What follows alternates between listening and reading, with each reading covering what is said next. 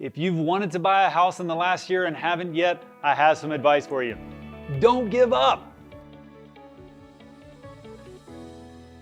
And here's why I give you that advice. Because the long-term fundamentals haven't changed. This has been a challenging last year to buy a house because, last spring you had 50 people competing with you against houses. Then interest rates started to go up, and then people started talking about, is there going to be a recession? Are prices going to fall?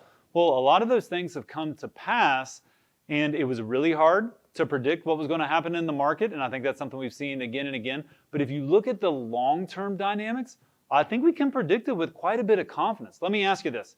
If you think about Atlanta over the next 10 to 15 years, what do you think? Is Atlanta going to be a better place? Are there going to be more people that live here? Is there going to be more demand than there is supply?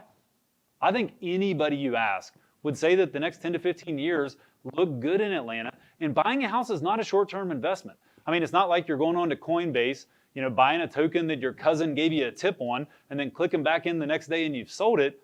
Buying a house is a bigger deal than that, and if you have a long-term horizon, I don't think that the long-term horizon has changed despite the variation we've seen over the last year. Secondly, if you look at your long-term horizon for renting, this is if you're a first-time home buyer, it's also the same. 100% of it is going to somebody else. You are paying somebody else's mortgage. There's no chance you're getting any equity or appreciation in that. So if you have not yet bought a house and you want to, and just the market's been challenging, things have made it hard, or you've been uncertain, man, we would love to talk to you and help you get an individual plan that's based on your situation to help you crack into the housing market and be a part of that great 10 to 15 year outlook that we have here in Atlanta.